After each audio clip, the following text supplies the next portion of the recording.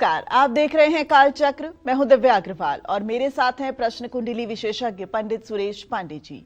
पंडित जी, बहुत बहुत स्वागत है आपका। धन्यवाद।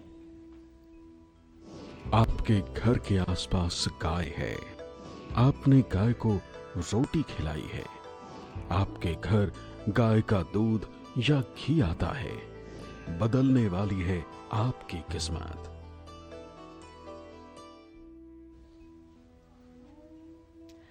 सिर्फ शास्त्र ही नहीं बल्कि साइंस ने भी गाय को सबसे सर्वश्रेष्ठ और बहुमूल्य माना है। गाय के गोबर, गोमूत्र से लेकर गाय का दूध बेहद पवित्र और अनमोल है। ऐसे में आज पंडित सुरेश पांडे जी आपको गाय के धार्मिक और वैज्ञानिक पहलुओं से रूबरू कराएंगे और उससे जुड़ी सबसे सटीक जानकारी आपको देंगे। साथ ही गौ सेवा से कैसे कुंडली में बैठे कमजोर ग्रह भी शुभ फल दे सकते हैं और किस्मत चमका सकते हैं, ये भी जानेंगे। तो बने रहिए कालचक्र के साथ। इसके अलावा अगर आपका भी कोई सवाल है तो आप हमें फोन कर सकते हैं।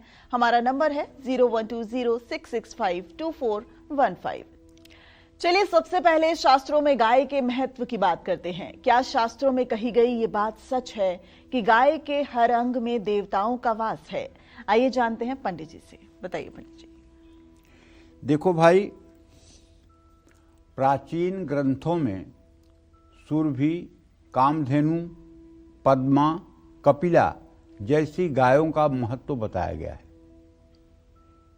गाय का गोबर, जिसको गोमय कहते हैं, गौमूत्र, ये दरिद्रता का शमन करते हैं, दरिद्रता का नाश करते हैं। गौमूत्र का अथर्ववेद, चरक संहिता, राजतपटु, बाणभट्ट, अमृत सागर, भाव सागर, सुश्रुत संहिता जो आयुर्वेद का एक ग्रंथ है, इसमें सुंदर वर्णन किया गया है। पद्म पुराण के अनुसार गाय के मुख में चारों वेदों का निवास है। गाय के सींग के मूल में सदा ब्रह्मा और विष्णु प्रतिष्ठित हैं। गाय के सींग के अग्रभाग में सारे तीर्थ प्रतिष्ठित हैं। भगवान शिव सींग के मध्य में प्रतिष्ठित हैं। गौ के ललाट पर गौरी, नासिका के अग्रभाग में भगवान कार्तिकेय, नासिका के दोनों पुटों में कंबल और अश्वतर, ये दोनों नाग प्रतिष्ठित हैं। गाय के दोनों कानों में अश्विनी कुमार, आंखों में चंद्रमा और सूर्य, गाय के दांतों में आठों वसुगुण, जीभ में वरुण, कंठ में सरस्वती का वास है, ऐसा हमारे शास्त्र कहते हैं। गाय के गंड स्थलों में यम और यक्ष, ओष्ठों में दोनों संध्याएं, गाय के गर्दन में इंद्र और मौर में राक्षस, पार्श्वी भाग में सौरमंडल और जंघाओं में चारों चरणों में धर्म विराजमान है। गाय के खुरों के मध्य में गंधर्व, अग्रभाग में सर्प, पश्च भाग में राक्षस गण हैं। गौ के पृष्ठ देश में एकादश रुद्र, कमर में पितर, कपोलों में मानव, अपान में स्वाहा रूप अलंकार है। केश समूहों में आदित्य रश्मियां, गौमूत्र में गंगा और गोमय में यमुना, और गौ के रोम समूह में 33 कोटि देवी देवता प्रतिष्ठित हैं। ऐसी हमारे शास्त्रों की मान्यता है।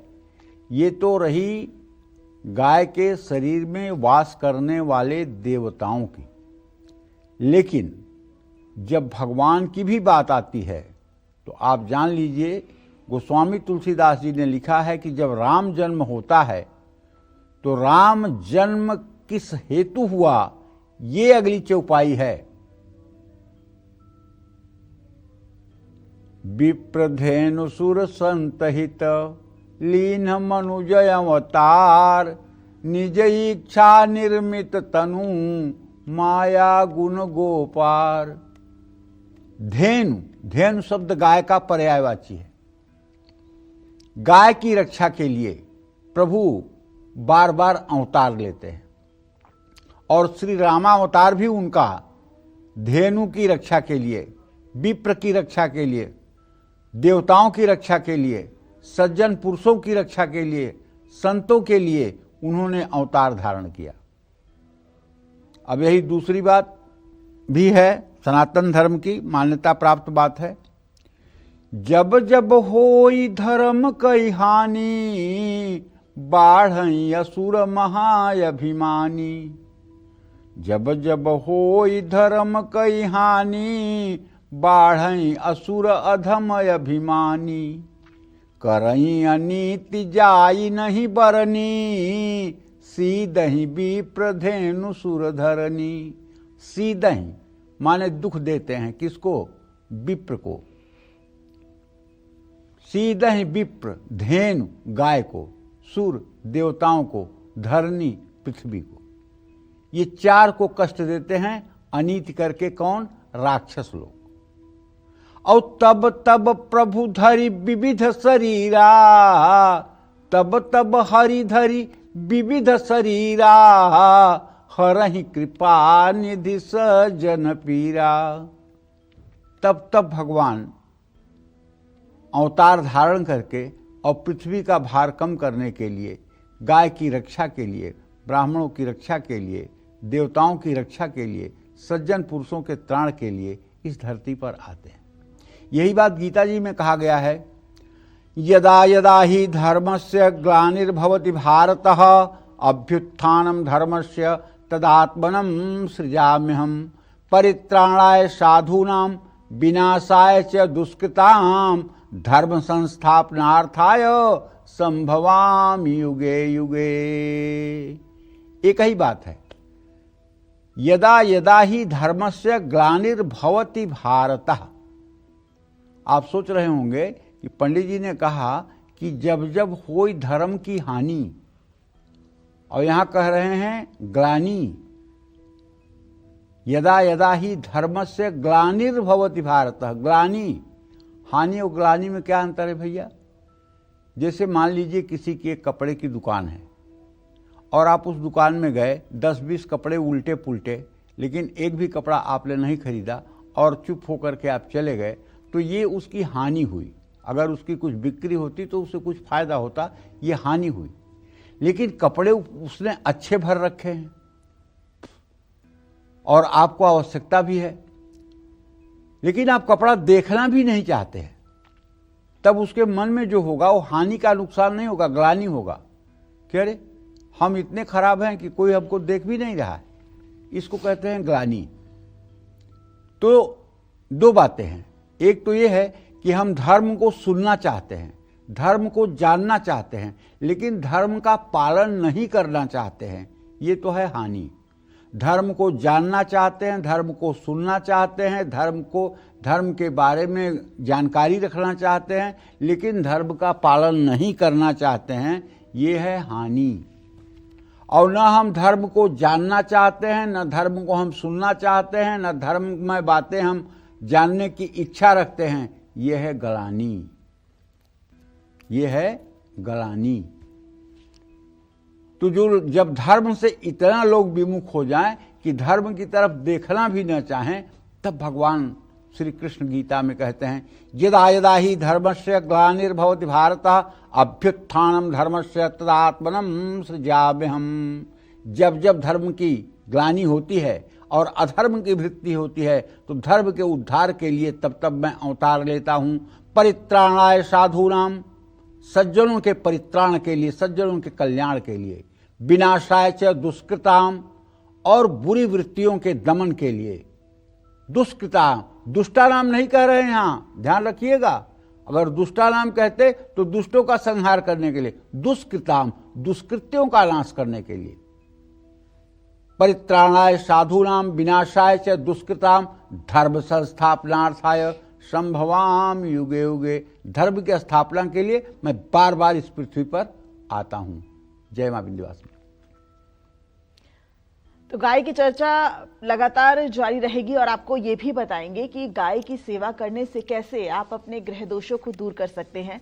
लेकिन फिलहाल अब बात करते हैं मेष राशि के राशिफल की। कैसी रहेगी आर्थिक स्थिति, कामकाज, रिश्ते और सेहत, साथ ही क्या है आज का उपाय, शुभ अंक और शुभ रंग, आइए जानते हैं। मेष राशि के जातकों को बताना चाहूंगा कि देखिए, आपका राशि स्वामी मंगल इस समय अस्त हुआ पड़ा है और इस समय आपके राशि से उसका गोचर जो हुआ है वो नवम भाव भाग्य स्थान में हुआ है। बहुत बुरा समय तो नहीं है, लेकिन फिर भी प्रॉपर्टी से जुड़ा अगर कोई फैसला लेना है तो ज़रा सोच समझ कर लें तो उचित रहेगा। ऑफिस में जहां आप नौकरी करते हैं, दूसरों के ऊपर आंख मूंद कर भरोसा न करें। जीवन साथी से कड़वे शब्दों का प्रयोग न करें। आँखों से जुड़ा कोई रोग हो सकता है। आज धोखा भी मिलने की संभावना है। ओम के शिवाय नमः मंत्र का जप करें। शुभ अंक आपके लिए 5 है। शुभ रंग आपके लिए नीला है। जय मां विंध्यवासिनी। और अब बात वृषभ राशि के राशिफल की। कैसा रहेगा वृषभ राशि के जातकों के लिए आज का पूरा दिन? आर्थिक स्थिति, कामकाज, रिश्ते और सेहत, साथ ही क्या है वृषभ राशि के जातकों का आज का उपाय, शुभ अंक और शुभ रंग? देखिए, वृषभ राशि के जातकों को बताना चाहूंगा कि आपके द्वितीय भाव में इस समय बृहस्पति गोचर कर रहे हैं धन के स्थान में, और उसका स्वामी बुध है। ऐसे में देखा जाए तो धन लाभ का योग तो बनता हुआ दिखाई दे रहा है और कुछ सेविंग्स भी आप कर पाएंगे। लेकिन अगर कार्य क्षेत्र में आप लापरवाही करेंगे तो इससे आपको भारी नुकसान हो सकता है। अपनों की जिंदगी में ज्यादा दखल ना दें, खान पान पर ध्यान दें, स्वास्थ्य अच्छा रहेगा। पुराने विवाद फिर से उठ सकते हैं। श्री सूक्तम का 16 मंत्रों का 16 बार सुबह, 16 बार शाम को पाठ करें। शुभ अंक आपके लिए 1 है। शुभ रंग आपके लिए पीला है। जय मां विंध्यवासिनी। चलिए बात करेंगे गौ सेवा की भी, लेकिन इस वक्त मुरादाबाद से कालचक्र के कॉलर हमारे साथ जुड़ गए हैं। अरविंद जी, अरविंद जी अपना सवाल कीजिए पंडित जी से।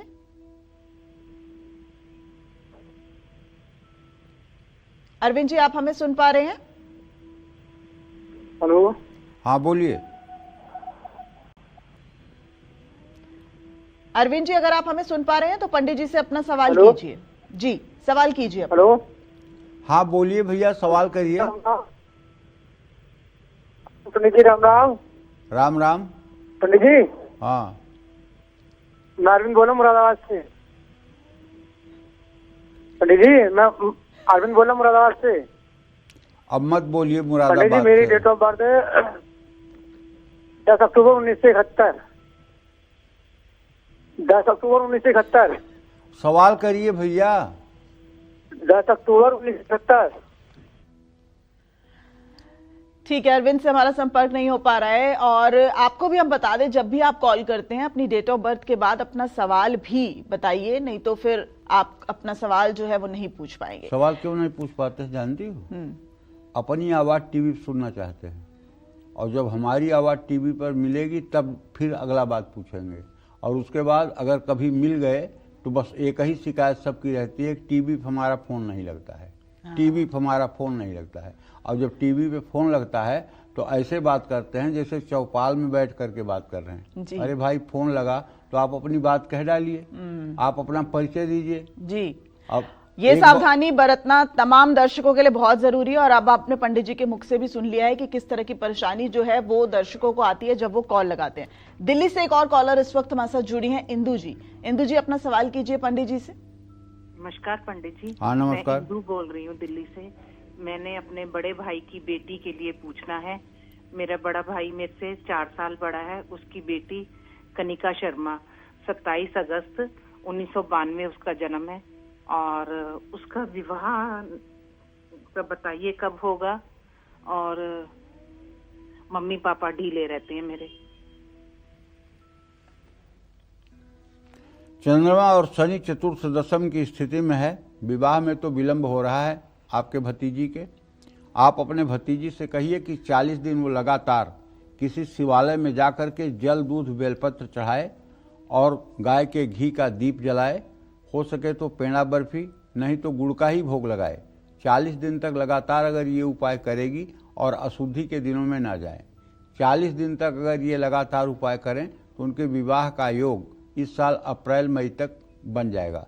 लेकिन एक बात अच्छी तरह से जान लीजिए कि इनके विवाह पर प्रतिबंध योग चल रहा है, इसलिए 34 साल की उम्र होने के बाद भी अभी विवाह का कोई संयोग बनता हुआ नहीं दिखाई दे रहा है। इनके लिए भगवान शिव की आराधना बहुत जरूरी है। अगर ये सोमवार का व्रत भी करें तो इनके लिए अच्छा होगा। और सोमवार का व्रत सिर्फ विवाह के लिए न करें, बल्कि सोमवार का व्रत तब तक करें जब तक इनका पूरा जीवन व्यवस्थित नहीं हो जाता है, तब तक सोमवार का व्रत करें। तो गौ सेवा करने से कैसे हमारा भाग्य जो है वो बदल सकता है, उस बारे में भी चर्चा करेंगे। लेकिन इस वक्त दिल्ली से एक और कालचक्र की दर्शक हमारे साथ जुड़ गई हैं। नेहा हमारे साथ जुड़ी हैं। नेहा, अपना सवाल कीजिए पंडित जी से। जी, मुझे अपने भाइयों के लिए पूछना था, उनकी शादी के लिए। जरा आवाज तेज कर दीजिए भाई, नीचे आवाज नहीं आ रही है। जी नेहा, अपना सवाल दोहराइए। जी, मुझे अपने भाई की शादी के लिए पूछना था, कब तक होगी? भाई आपके छोटे हैं, बड़े हैं, क्या उम्र है, कुछ तो बताएंगी? बड़ा भाई है। ठीक है, कितने साल की उम्र है उनकी? 34 साल। और क्या नाम है? ललित। विवाह भाव का स्वामी मंगल शुक्र के साथ है, मंगल अस्त है। बेटा इनका मंगल अस्त है और शुक्र के साथ मंगल अस्त है और शुक्र भी अस्त है। अभी ये बहुत अच्छे से सेटल्ड नहीं हो पा रहे हैं, बहुत अच्छे से जीवन में अपने कामयाब नहीं हो पा रहे हैं। विवाह में बहुत विलंब बना हुआ है, अभी भी विवाह में विलंब की ही स्थिति है। आप इनके लिए अगर कुछ अच्छा करना चाहती हैं तो मंगल का मंत्र ओम अंग अंगारकाय नमः, इस मंत्र का ये 50 दिन 10 माला रोज जप करें। और ओम सुंग शुक्राय नमः, इस मंत्र का 10 माला जप 72 दिन करें। घी का दिया जला के करें। अगर ये जप इन्होंने कर लिया तो विश्वास करो कि इनके विवाह का संयोग बन जाएगा। जय मां विंध्यवासिनी। चलिए अब बात करते हैं गौ सेवा की। गौ सेवा कैसे हमारे जीवन से दुर्भाग्य को दूर कर सकती है, कैसे खराब सेहत ठीक कर सकती है और कैसे हमें सुखी बना सकती है, आइए जानते हैं पंडित जी से। बताइए पंडित जी। देखिए, गाय के दर्शन से और गंगा के दर्शन से, गंगे तव दर्शनार्थ मुक्ति, गंगा में आप नहाइए न नहाइए, केवल गंगा का दर्शन करके हाथ जोड़ के प्रणाम कर लीजिए, तब भी आपकी मुक्ति हो जाएगी। उसी तरह से गाय का केवल दर्शन कर लीजिए, उसका पूजन कर लीजिए, उसकी परिक्रमा कर लीजिए और या उसका स्पर्श कर लीजिए या उसको गोग्रास खिला दीजिए या उसको शुद्ध जल पिला दीजिए, तो सब प्रकार के पापों से मुक्ति मिलती है और सारी मनोकामनाएं पूरी होती हैं। कई बार हमने कार्यक्रम में बताया है कि अगर गरीबी की मार खाते खाते आप एकदम जीर्ण हो गए हैं, दरिद्रता आपका पीछा नहीं छोड़ रही है और हर प्रकार का दुर्योग आपके घर में है, कभी कोई बीमार रह रहा है, कभी शादी विवाह समय से नहीं हो रहा है, कभी कर्ज के कारण आपका अपमान हो रहा है, कभी दुर्घटनाएं हो रही हैं, तो मैंने आपको कई बार कार्यक्रम में बताया है, एक सुंदर देसी गाय को अपने घर के दरवाजे पर जाड़ा हो तो गुनगुने जल से, गर्मी हो तो ठंडे जल से उसका विधिवत स्नान कराएं और स्नान कराने के बाद गुड़ रोटी हरी मूंग भीगी हुई उसको खिलाएं। ये उपाय अगर ज़्यादा नहीं 5 रविवार कर दिया जाए तो कैसी भी दरिद्रता हो वो दरिद्रता जलकर राख हो जाएगी। क्योंकि गाय के शरीर से स्पर्श करके जब जल पृथ्वी पर गिरता है तो उस जल से उस पृथ्वी का जो पाप है वो नष्ट हो जाता है। तो सभी देवी देवता, ऋषि मुनि, गंगा जैसी सभी पवित्र नदियां और तीर्थ भी गाय के अंदर निवास करते हैं। इसलिए गाय की सेवा करने से शुभ फल की ही प्राप्ति होती है। गाय के खुर की मिट्टी माथे पर लगाने से दुर्भाग्य दूर होता है। वशिष्ठ जी जैसे महाज्ञानी, उनके पास भी नंदिनी नाम की गैया थी और जिसके प्रभाव से वो हजारों और लाखों साधु संत और ऋषि मुनियों का स्वागत कर सकते थे। गाय को प्रणाम करने से धर्म, अर्थ, काम और मोक्ष, इन चारों पुरुषार्थों की प्राप्ति सहज में हो जाती है। अरे आप बताओ ना, इस त्रिलोकी के एक मालिक, सिर्फ एक मालिक, कौन? श्री कृष्ण, और वो गायों के पीछे पीछे चले। वो गायों के पीछे इसलिए चले कि गायों के पैरों से उड़ती हुई धूल उनके शरीर पर लगे। जब इस जगत का नियंता, जब इस जगत का सूत्रधार मत्तम परतरम नान्यत यत् किंचित धनंजय, जिसके सिवा इस पृथ्वी पर और इस त्रिलोकी में किसी का कोई अस्तित्व नहीं है, जब वो गाय के पीछे घूम सकते हैं तो हम लोग तो नश्वर, हम लोग तो पानी के बुलबुले हैं, कब फूट जाएंगे कोई भरोसा नहीं। जो अजर अमर अविनाशी हैं वो अगर गाय के पीछे घूम सकते हैं तो संदेश यही देना चाहते हैं कि हे मनुष्य, सुखी रहना है, धर्ममय जीवन जीना है और चिंता मुक्त रहना है तो गौ सेवा करो। वृंदावन में एक मलूक पीठाधीश्वर परम पूजनीय संत श्री राजेंद्र दास जी महाराज हैं। वो इस बात को चैलेंज से कहते हैं कि जिस दिन इस धरती पर एक बूंद भी गाय का रक्त नहीं गिरेगा, उसी दिन युग परिवर्तन हो जाएगा, उसी दिन कलयुग की समाप्ति हो जाएगी। जिस दिन एक बूंद भी गाय का या गोवंश का रक्त इस पृथ्वी पर नहीं गिरेगा, उसी दिन युग परिवर्तन हो जाएगा। मलूक पीठाधीश्वर श्री राजेंद्र दास जी महाराज परम अच्छे संत हैं और वो कोई बात झूठी लोकप्रियता के लिए नहीं बोलते हैं, वो यथार्थ बोलते हैं, यथार्थ बोलते हैं। इसलिए भाई, गाय से बड़ा कोई धर्म नहीं है। यात्रा पर जाने से पहले अगर आपको गौ का दर्शन हो रहा है तो आपकी यात्रा मंगलमयी होगी। गाय को घास खिलाने वाला स्वर्ग को प्राप्त करता है। गौमूत्र, गोमय, गोदुग्ध, गोघृत और गोरोचन, ये चीजें पान करने से उत्तम स्वास्थ्य की प्राप्ति होती है और कभी बुरे सपने नहीं आते हैं। गोरोचन विष और भूत प्रेत आदि का विनाश करता है। जिस घर में गाय दुखी रहती है वहां रहने वाले नरकगामी होते हैं। जिस घर में पशु पीड़ा, दरिद्रता, जिस घर के दरवाजे पर गाय खूंटे में बांध करके और उसको सही समय से सेवा नहीं मिलती है, उस घर का शीघ्र ही पतन हो जाता है और उस घर में रहने वाले नष्ट भ्रष्ट हो जाते हैं। इसलिए गाय को पालिए, लेकिन गाय की सेवा सर्वोपरि करिए। पंडित जी, लेकिन गाय की सेवा परमो धर्मा, लेकिन उसको रोटी खिलाने का सही तरीका क्या है? आजकल लोग कई बार जो घर का खाना बच जाता है वो भी गाय को डाल देते हैं, कई बार रोटी अपने हाथ से खिलाते हैं तो गाय को गुस्सा भी आ जाता है, ऐसी भी बात देखी गई है। देखिए, ऐसा है,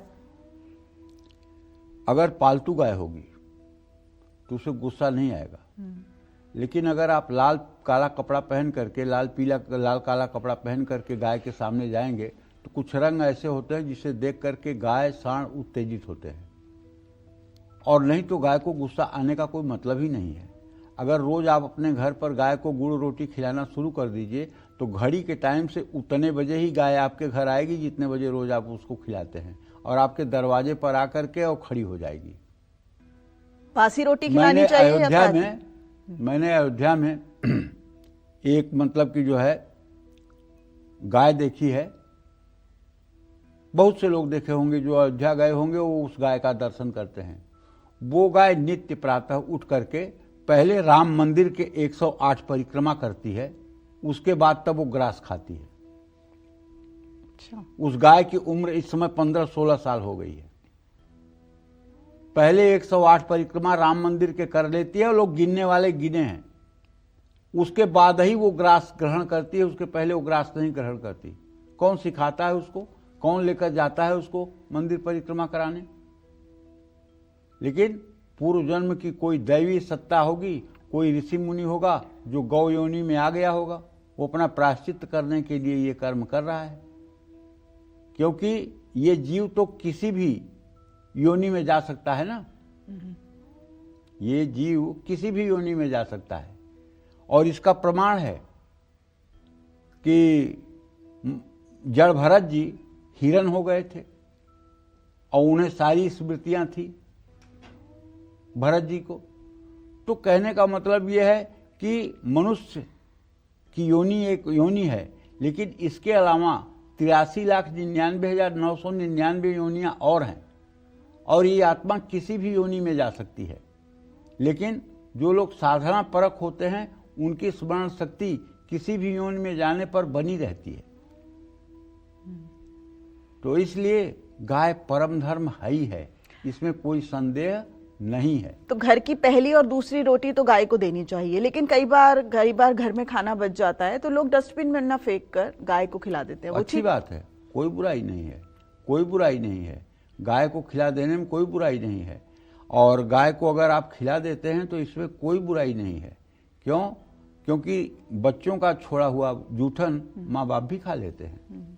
बच्चे अगर छोड़ करके उठ गए, नहीं खाए, तो माँ बाप भी खा लेते हैं। मैं तो ये तो नहीं कहूँगा, नहीं तो अभी तमाम नारी शक्तियाँ हमारे विरुद्ध हो जाएंगी कि पति के थाली में पत्नियां भी भोजन कर लेती थी पहले। लेकिन अगर आज इस बात को कहा भी जाए तो भैया फिर तो मामला गड़बड़ हो जाएगा। इसलिए मैं नहीं कह रहा हूं कि हाँ पति की थाली में आप खा लीजिएगा, ये आपके विवेक के ऊपर है। ठीक है, जैसे गुरु का उच्छिष्ट पान करने से, गुरु का जूठन खाने से मनुष्य को स्वर्ग की प्राप्ति होती है। गुरु का उच्छिष्ट और गुरु का सत्संग और गुरु की सेवा मनुष्य को कहाँ नहीं पहुंचा सकती है। चाहे शिव बिरंच सम होई, बीनु गुरु भवनिधि तरिय न कोई। चाहे शिव व ब्रह्मा की तरह कोई हो, लेकिन बिना गुरु के कोई भवसागर पार नहीं हो सकता। इसलिए गुरु होना चाहिए। तो चलिए चर्चा को आगे बढ़ाते हैं और अब बात करते हैं मिथुन राशि के राशिफल की। कैसा रहेगा आज का पूरा दिन, आइए जानते हैं। मिथुन राशि के जातकों को बताना चाहूंगा कि आपके राशि में बृहस्पति और आपके सप्तम भाव में चंद्रमा, मंगल, सूर्य और शुक्र की स्थिति बनी हुई है। ऐसे में अगर देखा जाए तो सोच समझ करके कहीं आज पैसा लगाइएगा। नई नौकरी के लिए बुलावा आ सकता है, लापरवाही मत करिएगा। परिवार वालों के साथ संभल करके बातचीत करिए। पेट दर्द आपको परेशान कर सकता है। ट्रैफिक नियमों का पालन करिएगा। माँ लक्ष्मी का श्रृंगार करिएगा। शुभ अंक आपके लिए 6 है। शुभ रंग आपके लिए सफेद है। जय मां विंध्यवासिनी। अब जल्दी से बात करते हैं कर्क राशि के राशिफल की। कैसा रहेगा आज का पूरा दिन, आइए जानते हैं। कर्क राशि के जातकों को बताना चाहूंगा कि आपके धन भाव में केतु की स्थिति अभी भी बनी हुई है और धनेश सूर्य इस समय छठे भाव में गोचर कर रहे हैं। ऐसे में देखिए, अगर आपकी कर्क राशि है तो डरिए मत, लेकिन सही बात तो ये है कि बढ़ता हुआ खर्च थोड़ा सा आपको समस्या में डाल सकता है। ऑफिस के फैसले पर ऑफिस का फैसला दूसरों पर न छोड़ें और प्यार के मामले में सतर्क रहें, धोखा मिल सकता है। नसों में दिक्कत है तो डॉक्टर से सलाह लें। किसी से वाद विवाद न करें। 2 मुखी रुद्राक्ष गले में धारण करें। शुभ अंक आपके लिए 2 है। शुभ रंग आपके लिए सुनहरा है। जय मां विंध्यवासिनी।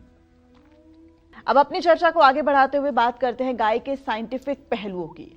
वैज्ञानिक रिसर्च गाय को कितना यूजफुल मानता है, आइए जानते हैं। बताइए पंडित जी। देखिए, गाय का दूध मत कहिए, उसको अमृत कहिए। स्वामी विवेकानंद से पूछा गया विदेश में कि आपके देश में कौन से जानवर का दूध सबसे अच्छा होता है। स्वामी विवेकानंद ने कहा भैंस का। सब बोले अरे आपके यहाँ तो गाय की बड़ी मान्यता है और गाय के दूध को बहुत अच्छा कहा जाता है, आप कह रहे हैं भैंस का दूध।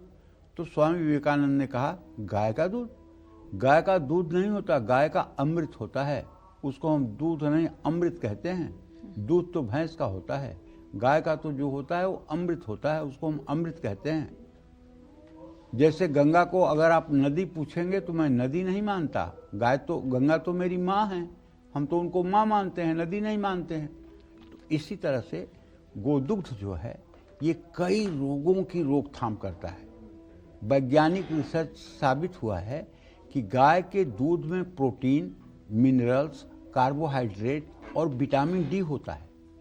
गाय के दूध में रेडियो विकिरण से रक्षा करने की सबसे ज़्यादा शक्ति होती है। गाय का दूध पीने से रोग प्रतिरोधक क्षमता बढ़ती है। गाय के शुद्ध घी से हवन और यज्ञ करने से ऑक्सीजन की मात्रा बढ़ती है, उस जगह से जीवाणु नष्ट हो जाते हैं। गाय के घी से कोलेस्ट्रॉल नहीं बढ़ता है। गौमूत्र में ताम्र होता है जो मानव शरीर में स्वर्ण के रूप में परिवर्तित हो जाता है। स्वर्ण सर्वरोग नाशक शक्ति रखता है। स्वर्ण सभी प्रकार का विषनाशक है। गौमूत्र कीटनाशक होने से वातावरण को शुद्ध करता है और जमीन की उर्वरा शक्ति को बढ़ाता है। गौमूत्र त्रिदोष नाशक है लेकिन पित्त निर्माण करता है। काली गाय का मूत्र पित्त नाशक होता है। गौमूत्र में मौजूद तत्वों के सेवन से कैंसर में भी मदद मिलती है। गाय का गोबर भी बहुत फायदेमंद है। ये एक बेहतरीन प्राकृतिक खाद है। गाय के गोबर में 23% ऑक्सीजन की मात्रा होती है। गाय के गोबर का लेप मकान की छतों और बाहरी दीवारों पर करने से हानिकारक विकिरण घर में प्रवेश नहीं कर पाते हैं। गाय के दूध की छाछ गाय के दूध से 400 गुना ज्यादा लाभकारी है, इसलिए गाय के दूध से बनी छाछ को अमृत कहा जाता है। गाय के मक्खन में 40% जल तत्व है और इसके 2 प्रयोग अपने दर्शकों को ऐसा बताऊंगा कि इसको आप करके देखिएगा।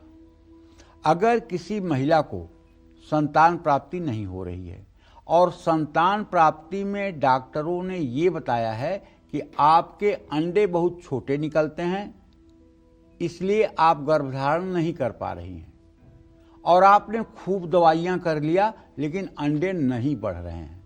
अगर आप थक चुके हों तो आप एक शुद्ध दक्षिणावर्ती शंख खरीदिए। दक्षिणावर्ती शंख की शुद्धता की पहचान ये है कि उसको अपने कान के पास लगाइएगा तो आवाज आएगी, सीटी बजने की आवाज आएगी। अगर वो शंख ओरिजिनल समुद्र से निकला होगा तो आवाज आएगी। अगर आवाज नहीं आ रही है तो इसका मतलब कि वो प्लास्टर ऑफ पेरिस का बना हुआ शंख है। आवाज आएगी तो वो शुद्ध शंख है। अब शंख ले लीजिए और अपने पीरियड से 6वें दिन सुबह मॉर्निंग में खाली पेट उसमें गाय का कच्चा दूध भर करके 5 से 10 मिनट के लिए छोड़ दीजिए और उसके बाद उस दूध को आप पी लीजिए। ये उपाय रजस्वला से 6ठे दिन से लेकर 16वें दिन तक करिए और ये उपाय 4 महीने तक करिए और उसके बाद आप अपना डॉक्टर से जाकर के एग चेक करवा लीजिए। मैं विश्वास के साथ कह सकता हूं 99% लोगों का जो जवाब है मुझसे वो यही है कि चमत्कारिक रूप से अंडे बड़े हो जाते हैं और महिला के अंदर गर्भधारण की शक्ति हो जाती है। दूसरा एक उपाय और है कि अगर किसी का स्पर्म काउंट बहुत कमजोर है और वो संतान प्राप्ति में योग्य नहीं है तो ऐसे व्यक्ति को नागकेसर का फूल, एक औषधि है नागकेसर, इसका फूल लेकर के 5 ग्राम नागकेसर का फूल शाम को पानी में भिगो दीजिए और सुबह उसको पीस करके 1 गिलास गाय के गुनगुने दूध से उसका सेवन शुरू कर दीजिए। ये उपाय ज़्यादा नहीं 6 महीने आप कर दीजिए तो निश्चित रूप से स्पर्म काउंट की कमी ठीक हो जाएगी और आप संतान प्राप्ति के लायक बन जाएंगे।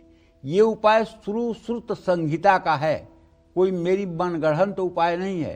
सुश्रुत संहिता जैसे आयुर्वेदिक ग्रंथ का ये उपाय है और इसका कोई साइड इफेक्ट नहीं है, इसका कोई हानि नहीं है, कोई नुकसान नहीं है। अगर आप चाहें तो गाय के दूध का एक चमत्कार ये भी अपने जीवन में आप आजमा सकते हैं। जय मां विंध्यवासिनी। ऐसे ही तो असरदार उपाय बताते हैं पंडित जी, और सिर्फ ये असरदार उपाय नहीं है, लोग अपने जीवन में इसे धारण भी करते हैं और उनको बहुत ज्यादा फायदा भी होता है। तो चलिए अब बात करते हैं सिंह राशि के राशिफल की। कैसा रहेगा आज का पूरा दिन, आइए जानते हैं। देखिए, सिंह राशि के जातकों को बताना चाहूंगा कि आपके राशि में जो केतु की स्थिति है और सूर्य का जो आपके राशि से 5वें भाव में स्थिति है अधम योग में, उसके कारण आज पैसों का नुकसान हो सकता है, वो भी आपकी जल्दबाजी के कारण। कार्यस्थल पर जल्दबाजी में फैसला मत लीजिएगा और जरूरी फैसलों में जीवन साथी को भी शामिल कर लीजिएगा। अगर आपको डायबिटीज है तो अपना ध्यान रखिएगा, चोट चपेट लग सकती है, सावधानी बरतिएगा। गेहूं और गुड़ का दान करिएगा, शुभ अंक आपके लिए 8 है, शुभ रंग आपके लिए हरा है। जय मां विंध्यवासिनी। और अब बात कन्या राशि के राशिफल की। कैसी रहेगी आर्थिक स्थिति, कामकाज, रिश्ते और सेहत, साथ ही क्या है आज का उपाय, शुभ अंक और शुभ रंग। देखिए, कन्या राशि के जातकों को बताना चाहूंगा कि यद्यपि आपका राशि स्वामी इस समय वृश्चिक राशि में तृतीय भाव में गोचर कर रहा है और आपके भाग्य स्थान का स्वामी शुक्र आपके चतुर्थ भाव में गोचर कर रहा है, लेकिन अस्त है। रुका हुआ पेमेंट तो आपको वापस मिल सकता है, लेकिन ऑफिस में दूसरों में कमियां निकालने की कोशिश न करें। जीवन साथी के साथ घूमने जा सकते हैं, जरूरत से ज़्यादा परहेज न करें, किसी पर आंख बंद कर कर भरोसा न करें। तुलसी का पौधा लगाएं।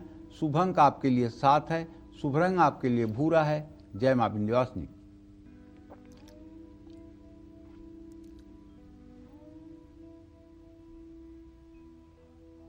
तो गौ माता आपका भाग्य बदल सकती है, कर्ज और कष्ट से मुक्ति दिला सकती है, साथ ही घर से दुख दरिद्रता को भी दूर कर सकती है। कैसे, जानते हैं पंडित जी से, बताइए पंडित जी। देखिए, एक कहावत है हमारे पूर्वांचल में, बनारस में, भदोही में, जौनपुर में एक कहावत है, गाय से को गयो हैं और भैंस से को भयो हैं। मतलब गाय रखने वाला जो है वो कभी दरिद्र और गरीब नहीं होता। जैसे आपने एक गैया खरीद ली और गैया मैया आपको मतलब एक बछड़ी भी दे दी, तो उनकी बछड़ी भी 2 साल में तैयार हो जाएगी, उसकी भी कीमत 50,000 हो जाएगी। मतलब किसी बैंक में फिक्स डिपॉजिट करने से जितना लाभ होता है उतना गाय पालने से 4 गुना ज़्यादा लाभ होता है। इसीलिए तो रहीमदास जी कहते थे, गौधन, गजधन, बाजधन और रतन धन खान, जब आवे संतोष धन, सब धन धूर समान। तो पहले तो यही कहा ना, गौधन सबसे बड़ा धन। क्या भारतीय अर्थव्यवस्था में गाय सबसे बड़ा धन। उसके बाद दूसरा धन गज धन, हाथी धन है। तीसरा धन क्या, घोड़ा धन है। गौधन, गजधन, बाज धन। और चौथा धन क्या है, रतन धन खान, रत्न सोना चांदी, ये चौथा धन है। और जब आवे संतोष धन, सब धन धूल समान। तो कहने का मतलब गाय को भारतीय अर्थव्यवस्था में पहला धन माना गया है। इसलिए अगर आपका भी किस्मत साथ नहीं दे रहा है तो कपिला गाय के पैर की मिट्टी लेकर उससे अपने माथे पर नित्य तिलक करना शुरू कर दें। गाय को घास खिलाकर उसकी परिक्रमा करने से सभी कष्टों से मुक्ति मिलती है।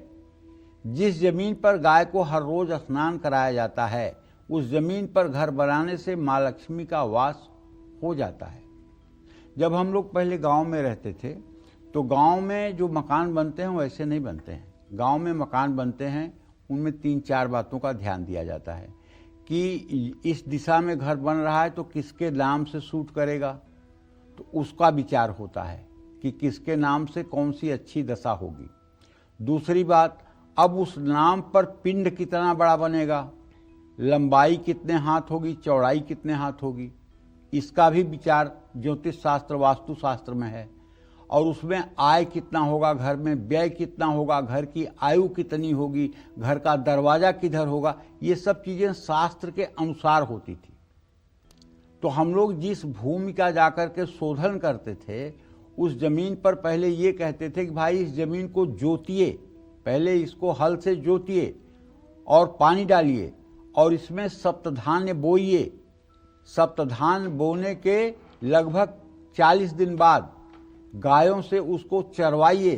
गायें उसमें घंटे आधे घंटे रुक करके उस घास को चरें और वहाँ गोबर करें और गोमूत्र करें। इसके बाद में तब नींव डाली जाती थी। इसको कहते थे शुद्धिकरण, इसको कहते थे पवित्रीकरण, क्योंकि पता नहीं जमीन के नीचे कहाँ हड्डी गड़ी हुई है, जमीन के नीचे कहाँ क्या दुख है। तो ऐसा करने से उस जमीन की शुद्धि हो जाती थी। और एक बात और शास्त्रों में लिखा हुआ है जो मैं आपको बताऊं, वो ये लिखा हुआ है कि हे ज्योतिषी, हे गणक, जिस स्थान पर तू जा कर के जमीन का परीक्षण कर रहा है, अगर वहां जाने के बाद तेरा मन और नेत्र हर्षित हो जाए तो वो जमीन जीवित है, और अगर वहां जाने के बाद तुम्हारा मन दुखी और आंखें निराश हो जाएं तो वो जमीन मृत अवस्था में है, उस पर वास करने योग्य वातावरण नहीं है।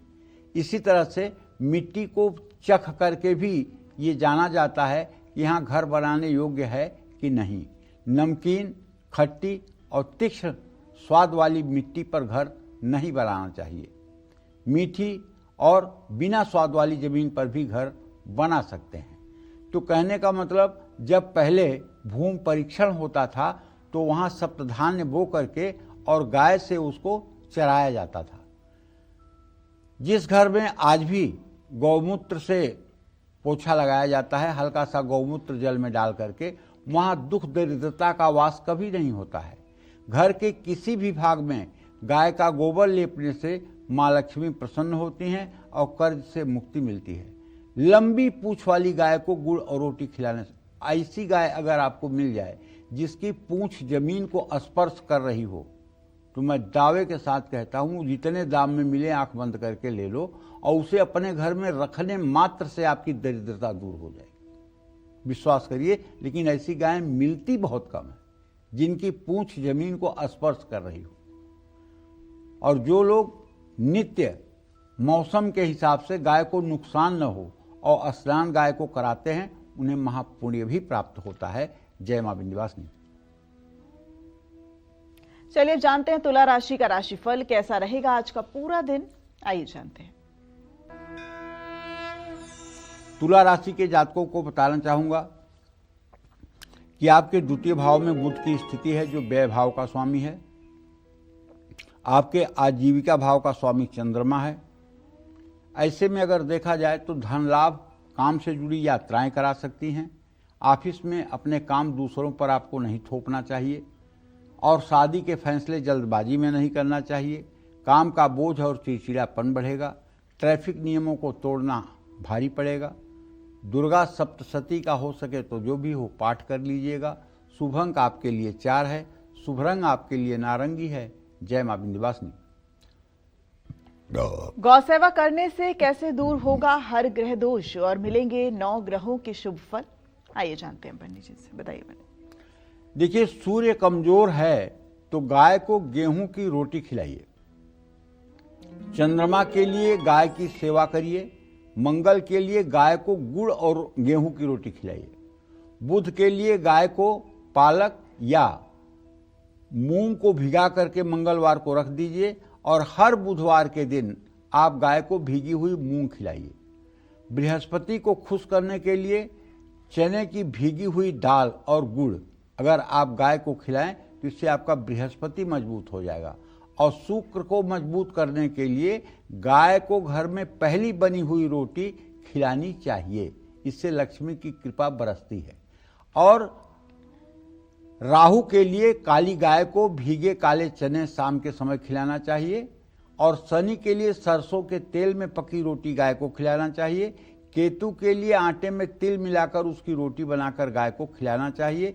ऐसा करने से गाय के लिए भी अच्छा होता है और आपके भाग्य के लिए भी अच्छा होता है। जय मां विंध्यवासिनी। और अब बात वृश्चिक राशि के राशिफल की, कैसा रहेगा आज का पूरा दिन? आइए जानते हैं। वृश्चिक राशि के जातकों को बताना चाहूंगा कि आपके राशि में इस समय बुध की स्थिति है। आपका राशि स्वामी मंगल इस समय धन भाव में अस्त होकर के पड़ा हुआ है। तो भाई देखिए, सीधी सीधी बात है कि अगर आपका राशि स्वामी ही अस्त है और बृहस्पति की स्थिति भी बहुत अच्छी तो नहीं कही जा सकती, अभी बकरी बृहस्पति है, तो अगर आप कहीं पैसा लगाना चाहते हो तो सोच समझ कर लगाइए। नौकरी बदलने के लिए आवेदन कर सकते हैं। भावुक होकर रिश्ते में धोखा मत खाइए। रोग को हल्के में लेकर भूल मत करिए। भावुक होकर फैसले लेने से बचिए। लाल चंदन का तिलक करिए। शुभ अंक आपके लिए 9 है। शुभ रंग आपके लिए आसमानी है। जय मां विंध्यवासिनी। चलिए बात करते हैं धनु राशि की। क्या कहता है धनु राशि का राशिफल? कैसा रहेगा धनु राशि के जातकों का आज का पूरा दिन? आइए जानते हैं। देखिए, धनु राशि के जातकों को मैं ये कहना चाहूंगा कि आपका राशि स्वामी बृहस्पति अपने भाव को पूर्ण दृष्टि से देख रहा है, लेकिन चंद्रमा और शनि की स्थिति परस्पर चतुर्थ दशम है। शनि की दृष्टि चंद्रमा पर पड़ रही है जो आपके राशि में है। इसका मतलब कि अगर कोई कारोबारी डील आप कर रहे हैं तो आपके डिसीजन में गलती होने के कारण धनहानि हो सकती है। इसलिए और किसी से सलाह लेकर के बड़ा डिसीजन लेना चाहिए। ऑफिस में अपनी योजनाएं आपको दूसरों को नहीं बताना चाहिए, और ख़ास करके अगर कोई आप टेंडर भर रहे हैं तो आपको टेंडर की प्राइवेसी बना कर रखना चाहिए। किसी की बातों में आकर के अपनों से झंझट नहीं करना चाहिए। चोट चपेट लगने की संभावना है, ध्यान रखिए। अपने विचारों को दूसरों पर ना थोपें। मंदिर में दान पुण्य करें। शुभ अंक आपके लिए 7 है। शुभ रंग आपके लिए गोल्डन है। जय मां विंध्यवासिनी। और अब बात मकर राशि के राशिफल की करते हैं। जानते हैं आज का पूरा दिन इनका कैसा रहेगा और आज इनका भाग्य कितना मजबूत है। मकर राशि का स्वामी तृतीय भाव में इस समय मीन राशि में शनिदेव गोचर कर रहे हैं। भाग्य स्थान का स्वामी बुध इस समय आपके एकादश भाव में स्थित है। शनि बुध की पंचम नवम स्थिति है। भले ही खरीदारी पर पैसा खर्च होगा, लेकिन आप ऑफिस में दूसरों के मामलों में दखल मत दें और अपने माता पिता के सेहत का ध्यान रखें। हड्डियों की समस्या हो सकती है। यात्रा बहुत सावधानी से करिएगा। शनि स्तोत्र का पाठ करिएगा या सुंदरकांड का शाम को पाठ कर लीजिएगा। शुभ अंक आपके लिए 8 है। शुभ रंग आपके लिए पीला है। जय मां विंध्यवासिनी। अब बात कुंभ राशि के राशिफल की। कुंभ राशि वालों की आज का दिन उनके लिए कैसा रहेगा, कितना रहेगा उनका आज का भाग्य मजबूत, जानते हैं।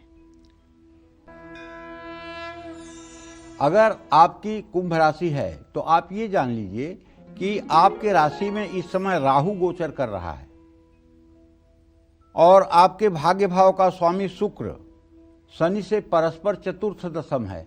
तो खर्चे पर तो नियंत्रण रहेगा और बचत भी करने में आप कामयाब रहेंगे, लेकिन बहुत उतावलेपन में कोई निर्णय मत लीजिए। आज कोई भी बड़ा फैसला आपको अकेले में नहीं लेना चाहिए। अपने स्वभाव को शांत रखें। रिश्तों को उलझने ना दें। गिरने या चोट लगने का योग है। पैसों का लालच नुकसान करा सकता है। आज पानी की व्यवस्था करें। शुभ अंक आपके लिए 5 है। शुभ रंग आपके लिए सफेद है। जय मां विंध्यवासिनी। और अब बात मीन राशि के राशिफल की। जानते हैं मीन राशि वालों के लिए आज का दिन कितना मजबूत रहेगा।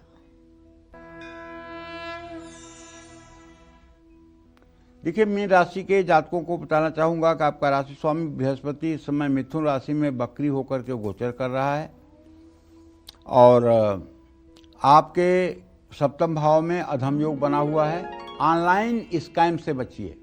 ईर्ष्या या तुलना करने की आदत छोड़ दीजिए। पारिवारिक माहौल खुशनुमा रहेगा। पेट में तकलीफ होने की संभावना है।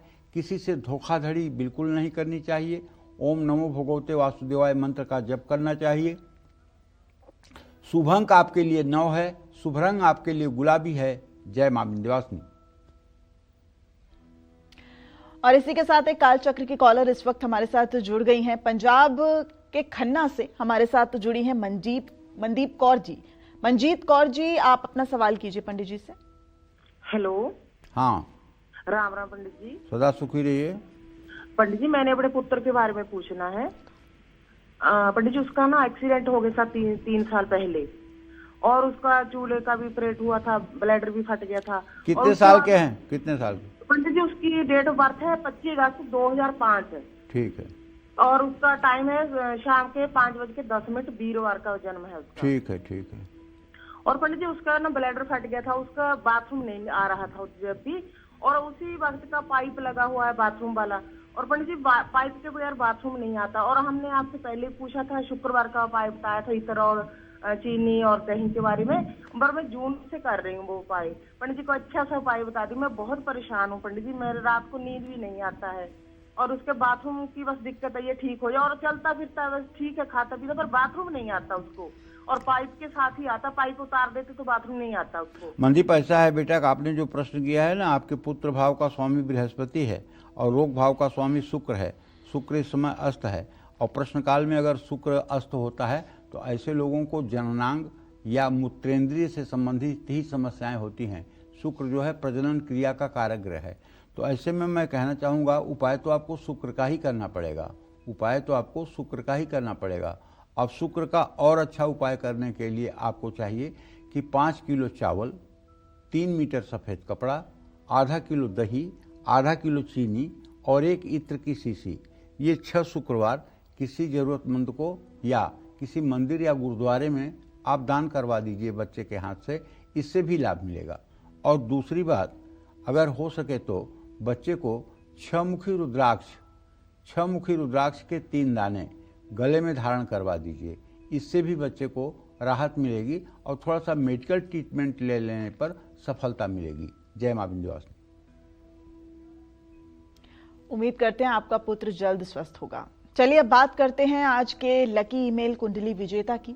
आज की हमारी ईमेल कुंडली विजेता हैं कानपुर की रहने वाली नीलिमा मिश्रा। ये हमारे साथ फोन लाइन पर जुड़ी हुई हैं। नीलिमा जी, अपना सवाल कीजिए पंडित जी से। जी पंडित जी नमस्ते। हाँ, खुश रहो बेटा। पंडित जी, मेरा नाम नीलिमा मिश्रा है। ये मेरी शादी कब तक होगी और कैसे घर में होगी, और मेरी सरकारी नौकरी लगेगी कि नहीं, और मेरे पापा आज तक कभी घर नहीं बना पाए, घर बनेगा कि नहीं? देखिए नीलमा, ऐसा है बेटा, आपका जन्म 31 मई 1997 को 10 बजे सुबह कानपुर उत्तर प्रदेश में हुआ। आपका जन्म कर्क लग्न और मीन राशि में हुआ है। आपका सबसे ज़्यादा खराब पॉइंट ये है कि आपके चंद्रमा के साथ शनि और केतु है। शनि और केतु के रहने के कारण चंद्रमा जो है वो एकदम विष योग में पीड़ित हो गया है। ऐसे में आपके मन में नकारात्मक विचार बहुत ज़्यादा आते हैं, चेहरे पर खुशी नहीं रहती है और हर समय नकारात्मक विचारों में आप फंसी रहती हैं। आपके विवाह के 7वें भाव में बृहस्पति नीच का होकर के बैठा हुआ है, जो विवाह में विलंब कर रहा है। लेकिन चूंकि इस समय बृहस्पति अब कुछ ही दिनों में कर्क राशि में प्रवेश करेगा, इसलिए मुझे विश्वास है कि नवंबर-दिसंबर 2026 तक आपके विवाह का संयोग बन जाएगा। जहाँ तक सरकारी नौकरी का सवाल है तो मंगल की स्थिति को देखते हुए ये कहा जा सकता है कि सरकारी नौकरी का योग कोई बनता हुआ दिखाई नहीं दे रहा है। अभी आपकी केतु की दशा चल रही है। केतु आपके भाग्य स्थान में बैठा हुआ मीन राशि का है और चंद्रमा और शनि के साथ है। ऐसे में आपको चाहिए कि ओम गंग गणपताय नमः, गणेश जी का ये मंत्र है, ओम गंग गणपताय नमः। इस मंत्र का 10 माला जब 1 साल तक लगातार कर लीजिए। इससे आपके आजीविका के क्षेत्र में भी सफलता के उम्मीद बढ़ेगी और आपका सुंदर विवाह भी होगा। आपका पति जो होगा तकनीकी क्षेत्र में काम करने वाला होगा और सुखी और संपन्न परिवार में आपका विवाह होगा। विवाह होने के बाद आपका भाग्योदय हो जाएगा, इसमें भी कोई दो राय नहीं है। लेकिन थोड़े से उपाय करने की ज़रूरत है, क्योंकि आप ग्रहण दोष में पैदा हुई हैं और आपको सोमवार का व्रत तो करना ही चाहिए और आजीवन करना चाहिए। अगर आप सोमवार का व्रत नहीं करेंगी तो आपको दुनिया का सारा सुख मिल जाएगा, लेकिन आपका मन सुख महसूस नहीं करेगा, क्योंकि आपके चंद्रमा के साथ शनि और केतु है। ये दो पाप ग्रह आपको हर समय डर में रखेंगे। अरे मेरा ये हो जाएगा, मेरे पति को कुछ हो जाएगा, मेरे बच्चों को कुछ हो जाएगा, नौकरी को कुछ हो जाएगा। ऐसे मन में जो डर होंगे वो आपको सुख में भी सुखी नहीं रहने देंगे। इसलिए आपको सोमवार का व्रत करना चाहिए, भगवान शिव की पूजा उपासना करनी चाहिए। इसमें जितना भी आप मन लगाएंगी वो आपके लिए फायदेमंद होगा। जय मां विंध्यवासिनी। चलिए पंडित जी, अब हमारे दर्शकों को जल्दी से बता दीजिए कि पालतू जानवरों को घर की किस दिशा में बांधना सबसे शुभ होता है और कैसे ये पालतू जानवर हमारे आने वाले अच्छे और बुरे समय के संकेत देते हैं। बताइए पंडित जी। देखिए, घर में पालतू जानवरों को मकान की उत्तर पश्चिम दिशा में ही रखना चाहिए। कहाँ? वायव्य कोण में। घर की उत्तर पश्चिम दिशा पालतू जानवरों को रखने के लिए सर्वोत्तम है। गाय पालने से घर से दुख और कष्ट दूर हो जाते हैं। गाय को घर की उत्तर पूर्व दिशा में बांधा जा सकता है, लेकिन ज़्यादा समय तक नहीं, क्योंकि वो देव स्थान है। गाय भी देवी है, गाय भी कोई मतलब कि साधारण पशु के अंतर्गत नहीं आती है। गाय तक तो उत्तर पश्चिम में बांध सकते हैं, लेकिन गाय के साथ बैल, भैंस, इस तरह के कोई जानवर अगर आप उत्तर पूर्व कोने में बांधेंगे तो ये वास्तु का महा अनर्थ होगा। घर में ही गाय के लिए शेड बनाकर अगर चाहते हैं तो फिर ऐसा उत्तर पूर्व दिशा में मत करिएगा। गौशाला में बैठकर किए गए यज्ञ, हवन, जप, तप का फल कई गुना बढ़ करके मिलता है। जय मां विंध्यवासिनी। पंडित जी, आज हमारे दर्शकों को इतनी रोचक और महत्वपूर्ण जानकारी देने के लिए आपका बहुत बहुत शुक्रिया। धन्यवाद। तो उम्मीद करते हैं आपको आज का हमारा एपिसोड बहुत पसंद आया होगा। कल फिर एक नए विषय और आपकी परेशानियों को दूर करने के लिए ढेरों उपाय लेकर हम आएंगे पंडित सुरेश पांडे जी के साथ। तब तक कालचक्र की पूरी टीम को दीजिए इजाजत। नमस्कार।